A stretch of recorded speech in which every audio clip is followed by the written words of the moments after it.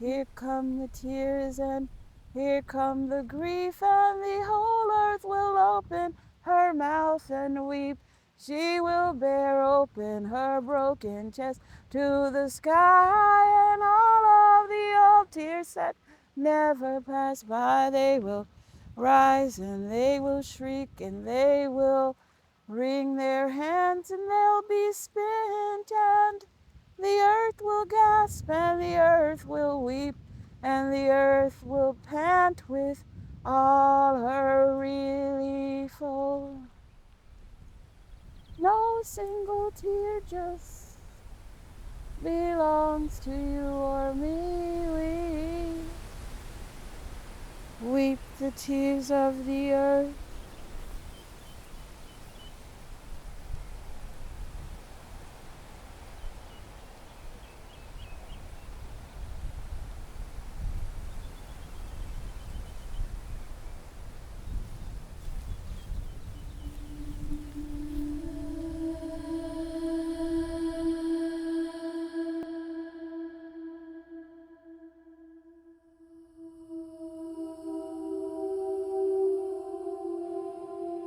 I used to be a king, but I'm not a king anymore. I used to have a throne, but they've thrown my throne away. I used to be important, but I've been replaced by modern architecture. And now I'm just a throwback to an unused kind of way. All of my favorite superheroes are witches. I think about these girls in the Colored Girls Dormitory at midnight, the darkest, scariest time of the night, in their white dresses and their hair wrapped, and I imagine that that's when they could most feel free. They could talk to each other, they could smile, they could sing songs to each other. I can imagine them plotting and planning an escape out a window at midnight when everybody else is afraid to move around. But that's the time they had. When I first heard about the Colored Girls Dormitory, my heart wanted to burst. I felt so proud of these girls that they decided to just go at it alone and together. And I can imagine them. I can imagine their hair and the darkness of their skin and the whiteness of their sleeping dresses. I can imagine them free after midnight.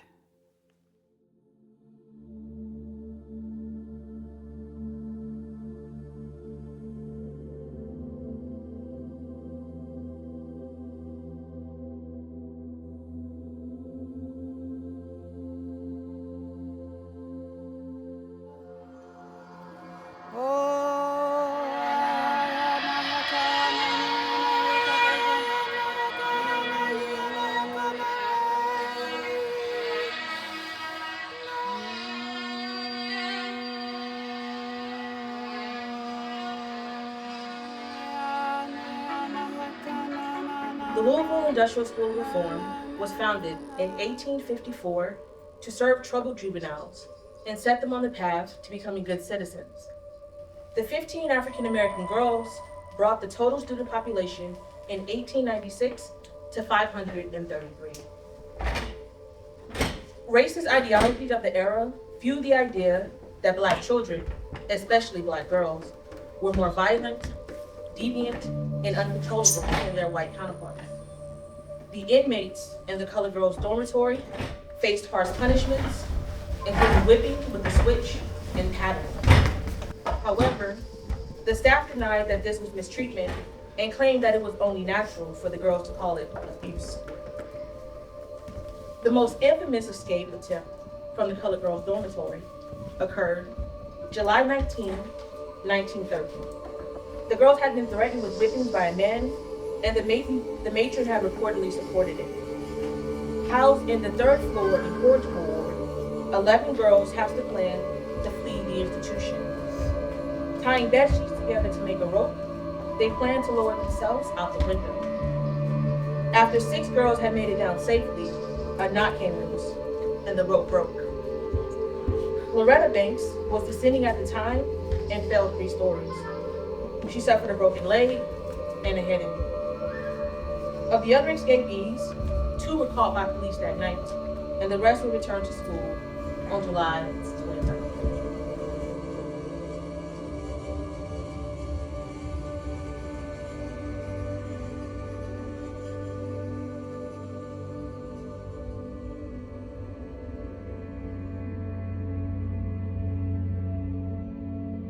Number one, what made you think? How dare you imagine yourself free from the confines of a white man's mediocre imagination? I just have to say it plain.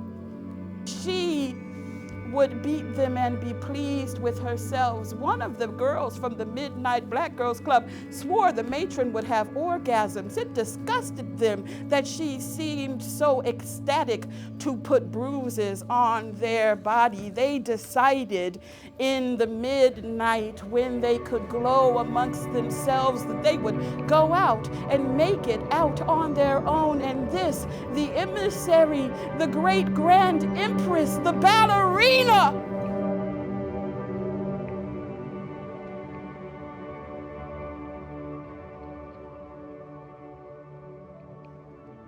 she said, I know things from before. The Midnight Girls Club meets between midnight and 3 a.m. We stay awake and we skate amongst the stars. I saw my own face in the full moon is what makes me think that I can be free. There is a thing inside of me that cannot be touched. I feel God, I feel God, I feel God. And then one day I moved, I leapt, I skipped through the generations. I met Bessie Smith. I curdled over into a place they call Harlem.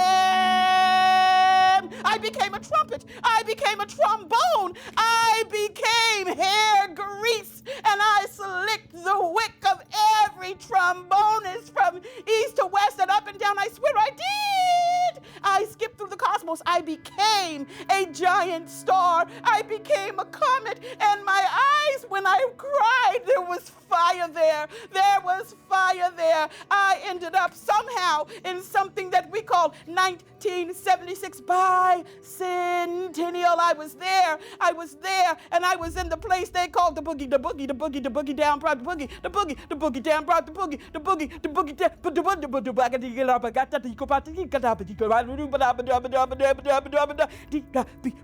I was there. I was there. We was at a party. I was all sweaty. You could see my booty through my shorts, and I didn't even know what shorts was when I was in 1913. You could see my booty, and boy, did it feel good.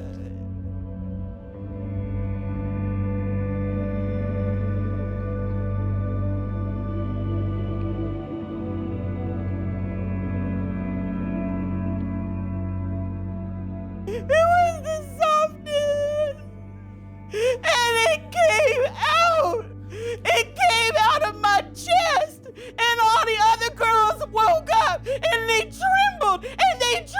They said, baby girl, oh, is something coming out of the center of your chest? And it looked like light, and it lay out of the center of my chest, and it was, I gotta tell you, it was so soft. I was meant to be a whole thing, and we decided together that anything was possible. Anything is possible. Anything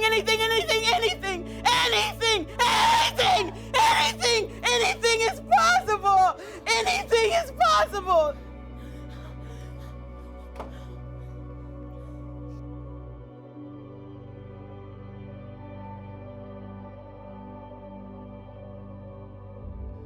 She was the last one. She was the last one on the bedsheet rope, and when she got a little past the window, the rope, it broke. And what looked like to the other girls a black girl submitting to gravity was absolutely not a black girl submitting to gravity. Once the rope was clean of her, she swam back through 1,800 generations. She swam back to the actual origins of this very earth. She swam back. It looked like black girl was falling, but she was everywhere. She was everywhere. She was everywhere all at once. And when she hit the ground, when her leg broke and her head got busted open, the pain ran out of her. She didn't scream,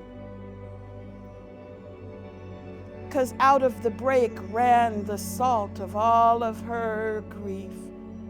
The lineage of grief ran out through the hole in her busted head. She let the pain go then.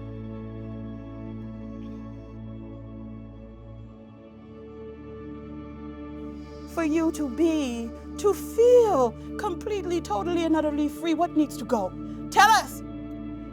We are here to kill it and bury it away. What if I love everything? You can love everything. And everyone. And everyone. Doesn't that sound nice, everyone? That's very sweet. That's very gentle. Love. Creative, understanding, redemptive, transformative goodwill.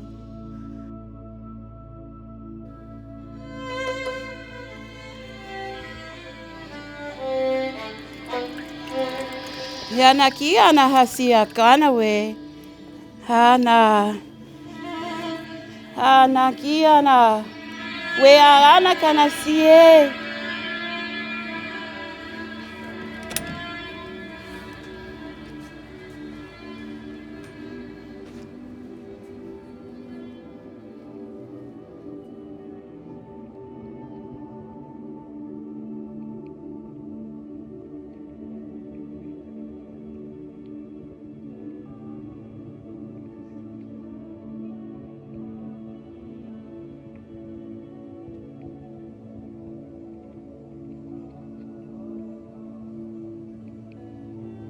Sort of interesting looking at the building and wondering where the girl fell from, because she fell from the 3rd floor. And I wonder what she thought when she was falling. I wonder if she thought, good, I'll die.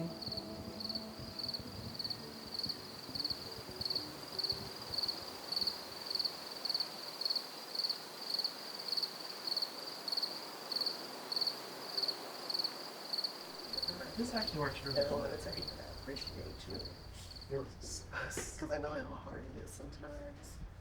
When you're an artist, there's this heavy things inside of you that you have come out. And sometimes it's hard for me to figure out how to get those out, especially when I'm used to doing things a certain way. The things that go on in my life where I have to be able to get them out in a different way. I really appreciate you. That's why I gave you my card. These fucking scrub. Oh, really? I don't think it could be here. It's original. I am an artist, and there's nothing else on the planet that I could be. And sometimes saying that I'm an artist feels like an oversimplification because so much is happening to me. I feel like when I'm in my studio, my soul is so active and so alive. And sometimes I get scared that I don't have everything that it takes to listen to what my soul is saying. And there's a way that, reading the history of the Colored Girls Dormitory and knowing that there's so many holes in the history, even though the historians have really excavated to find out as much as they could about these girls, even their names that escaped, I feel like part of what is happening in my studio is I'm engaging with the timeless spirit of the girls. So what the historians can't find in archives, the spirit of the girls is actually speaking through the performances that we're making and through the sculptures that I'm building, I feel like I am really tasked to listen so deeply to my heart and my soul and my spirit, which is a transmission line. It's where I can hear them, and the presence of the girls in this work, and the I feel like they're so excited to be the center of art. I feel like they're so excited, and that even somehow they're like connected to Gilliam in another plane, and they're dancing and they're giggling and they're experimenting with like sort of celestial joy and jazz through this experience. And I thought I was going to make other things. I thought that I didn't know that I was going to make power figures, but very strong, demanding presence in my studio with the objects having such a strong pull to be experienced with really rich color and joyful, playful work that is throwing light around. And so to say that this is just a fellowship or just a process of making art is safe, because what else is happening is a kind of deep and abiding spiritual justice where these girls, try to make themselves free out of a window at midnight, and they're actually still coming free through this process.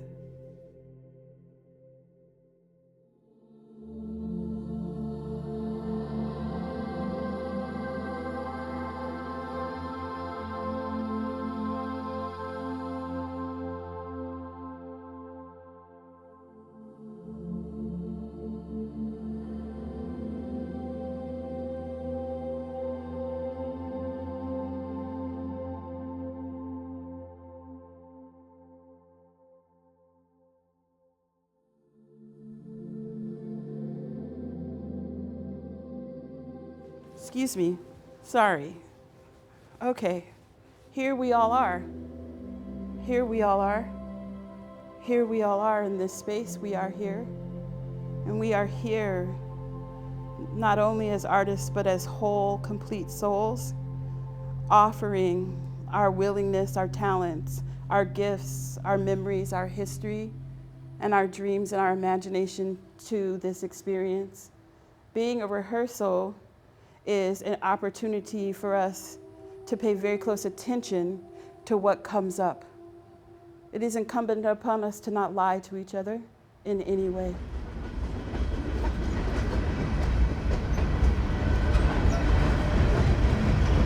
We surround you with tenderness, with divine protection, and complete freedom for your spirit that for some reason knows a grief that others have not known and have not seen. We pray sweet release of this for you, knowing place and time for when and how to carry that which is heavier than you ought to carry in the cells of your bones, in the breath of your body, and every proton, and each neutron, and every electron, in the entire million strands of DNA that make you from even before the earth began. We pray complete divine protection on and over you. We're going to begin today with you. Could you please tell us what color we should begin with today? Blue. Could you please prepare blue for me? Could you please prepare some of the ultramarine blue and turquoise blue, please? Thank you all so much for coming to the studio today. We're going to be making a new work based on our transcendent experience from last evening. Who was here last evening for Darkness and Rebellion? So this is a continuation. We are so lucky and we are so grateful. Could you please, thank you, take a moment. Did you give a good stir, please? Yeah. So we're going to be looking at and going through this studio practice of collective co-creation and communion. Everyone who is in this space right now, we are in co-creation together. We are crossing the threshold beyond the idea that The mark is simply made by the hand. We are working with soul and consciousness here today. We are moving consciousness into form. Thank you. The inner child of all the glorious human beings who grew up in the triumph of their rageful, loose, incorrigible, nappy blackness in the eye of the sun, gazed upon by the mediocre imagination of men who couldn't imagine anything greater than greed and obedience, but you found yourself with those high cheekbones. I know what. You know, I'll be honest, a lot of white women would come to my mother's studio and they would cry. And they would be like, oh my God, you made a whole life for yourself. You have given yourself space. And it was only this year that I realized there was that research study about the cost of living an unexpressed life.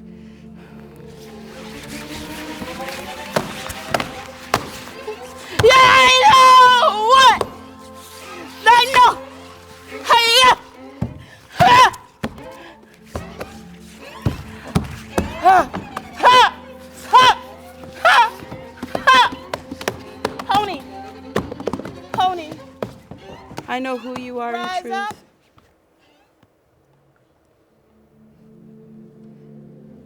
You're going to go to the quilt, please.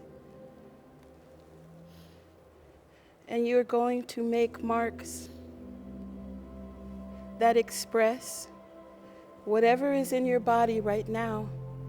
We are bringing light in through the top of your head, and it is coming through your throat chakra, out your heart chakra, into your hands. He, ha, ka, ni, ha, we,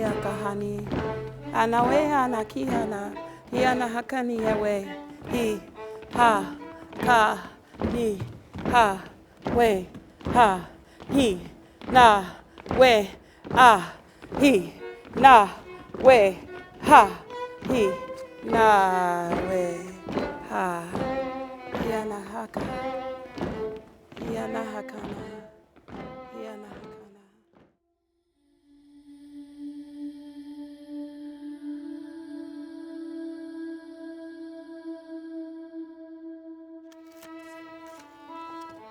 Mateen Anita Cross, covered in deep, true love within the infinite possibility that dark matter is, that all consciousness making itself forward, creating Harriet Miller, Matthias, Catherine, Julia, Pat, Kia, Malba, Joey. As we make these last marks, I make the prayer of recognition that you are whole the whole time, that you are your own infinite technology of creativity, and I hope that you don't let anyone stop you.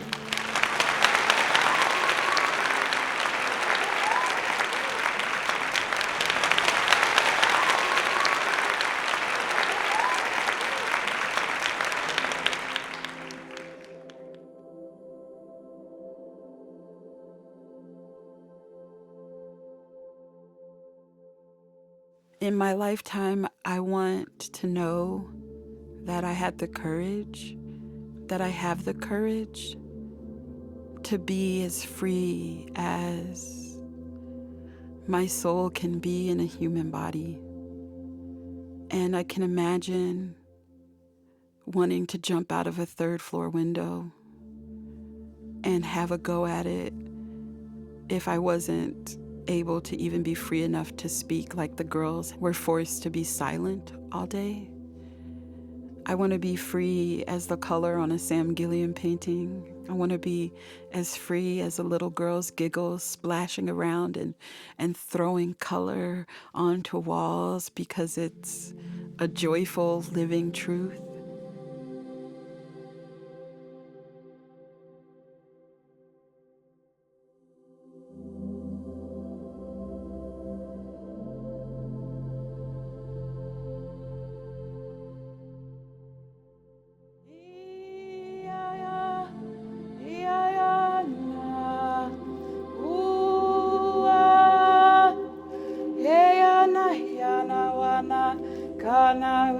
yana, hey, aya, yana kayana, we ayana, iya,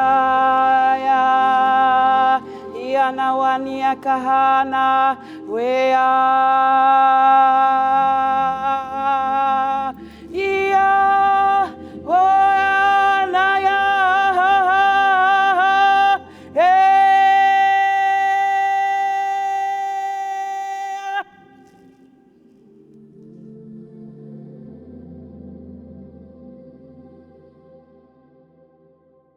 We began the ritual with a funeral for the freedoms that we have lost this year.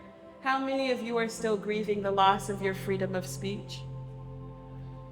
How many realize that it's gone? Anyone grieving the loss of easily identifiable truth? So we held a funeral, we grieved, and then we contemplated that there are some things that actually cannot be taken away from us. There's the idea that someone can seize your tongue. There's the idea that someone can actually incarcerate your soul. But the big lie of all, the biggest surrender, is to the lie that we are not divine as human beings.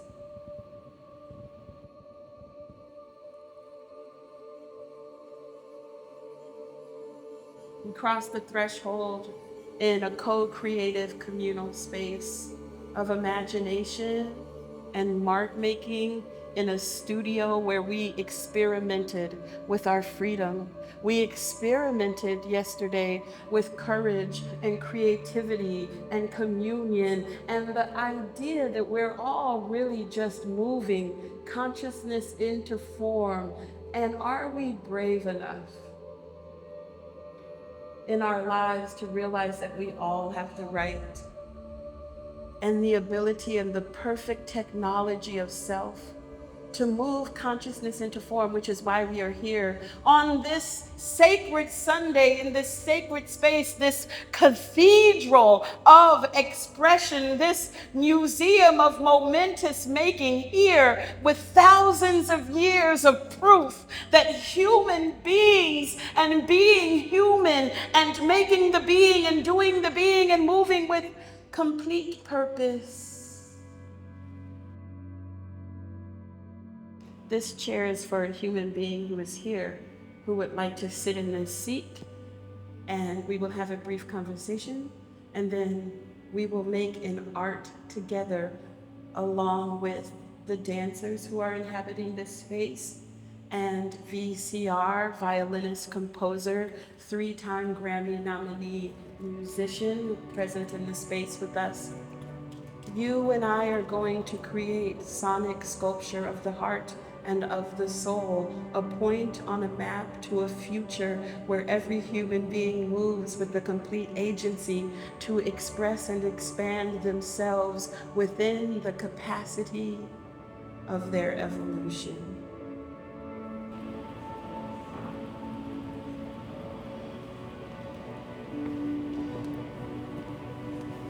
Thank you for being here, but this is a moment to authorize your own agency of emancipation, to give yourself the opportunity to recognize that you have been whole the whole time.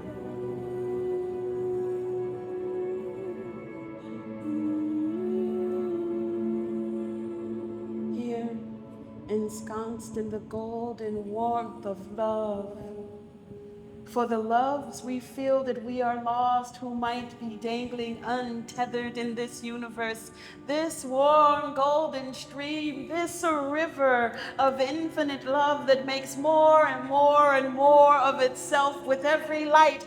Even upon the shadows, it pushes away the doubt. It pushes away the impossible self-hatred that lingers in our bones, sometimes trying to convince us that we are worthless, that we are too unruly sometimes to be carried with care. This sound,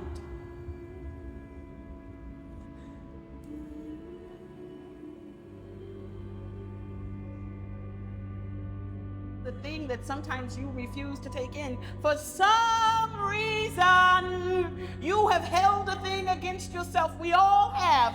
As black folks, as white folks, we somehow feel like we had needed to be our own wardens, our own incarcerators. But here, for the bigness of the love, for the mountain of love that surrounds you, for the infinite radiance of light that moves along the Ohio River, that is carrying and moving new things through the inside of your heart, into the soles of your feet, into the roots, at the roots through the soles of your feet, into the earth, where this bundle of gold that has amassed all of the things and ways you have held back. Here now for you, choosing gold even in your eyes, even in the sound of your heartbeat. Do you remember the rhythm that we all made last night? It is that rhythm. It is that love. It is the gold inside of the spark of light that hit your cells like a lightning bolt and begat the rhythm that begat the organ that begat the beat that is keeping you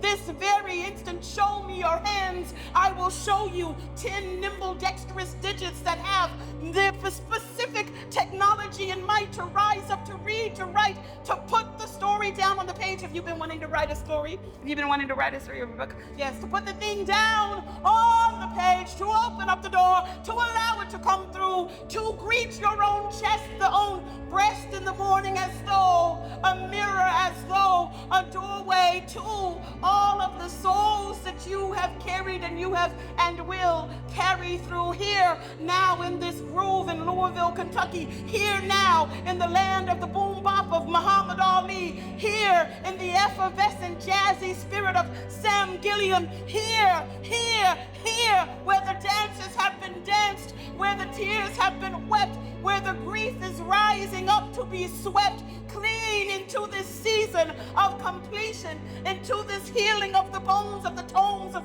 all of the stories that are aching to be held, all of the stories that are aching to be held, all of the yes that is incumbent upon you to sing out with every single breath here in this now. Jess, oh Jess, oh yes, oh yes, oh Jess, oh yes, oh Jess, yes, yes, Jess, yes, yes, yes, yes, yes, yes, girl, yes, yes, yes, yes.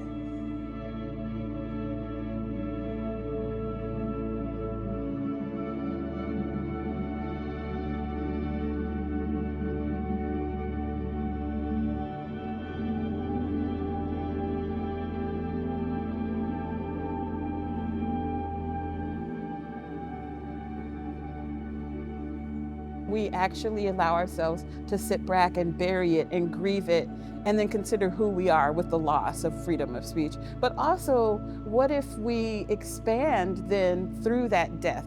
What if there's afterlife, right? And the afterlife of saying goodbye to this contained sense of freedom of speech is a freedom that is beyond language or policy? What if it is a freedom that is as expansive as the ever-expanding universe? What if we consider the death of a structured idea of freedom of speech as an entrance, as a portal into a realm of freedom that is truly an emancipatory state of being? And to be here in this space where these Black girls did the most outrageously loving thing they could do, which was to escape from the lie that somebody else's imagination of their freedom and their capacity was all that they could live up into.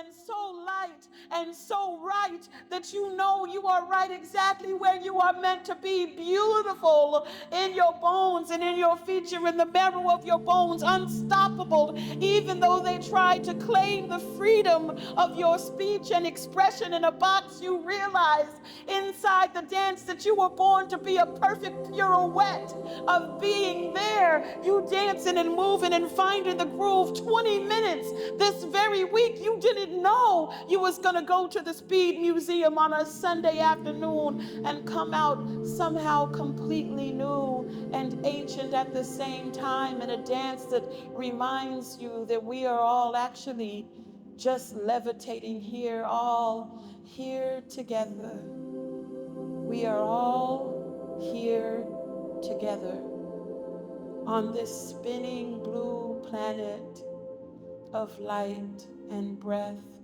and grace. Here, we are safe in a museum with hundreds and thousands of years of human expression on the walls, on the floor.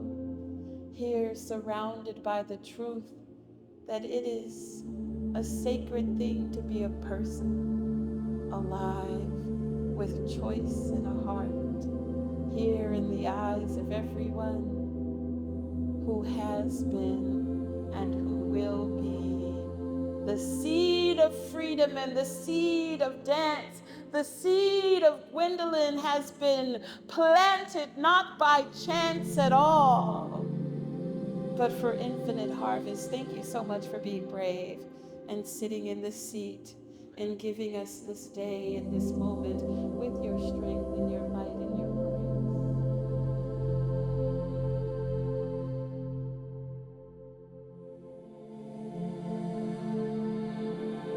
Oh, what can I wish to the world?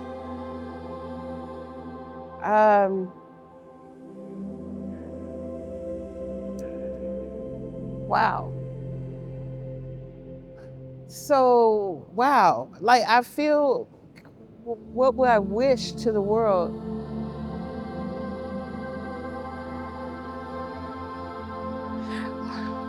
I feel like I'm beyond wishes. What I would say is, may you know yourself as whole and know that you are not alone, that your heart can still open and has reason to open and will open. And when the grief floods out of your open heart, you won't be alone in being held in the knowledge of your humanity and your shared humanity. I want you to know that you're fundamentally, elementally not alone.